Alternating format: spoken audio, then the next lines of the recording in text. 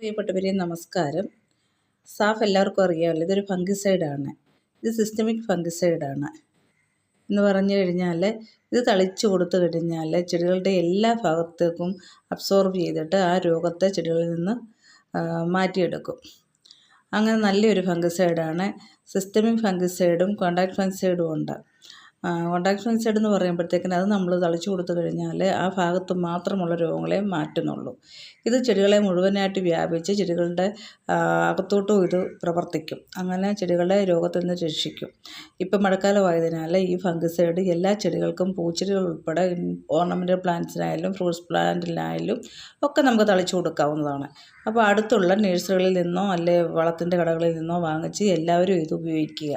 മഴക്കാലമായാൽ എളുപ്പം ചെടികളൊക്കെ ചീഞ്ഞു പോകാനുള്ള സാധ്യതയുണ്ട്. അപ്പോൾ ചെടിയെ നമുക്ക് രോഗം വരുന്നതിന് മുമ്പ് തന്നെ നമുക്ക് സംരക്ഷിക്കാം. അപ്പോൾ എല്ലാവരും ഉപയോഗിക്കുക. ഓക്കെ.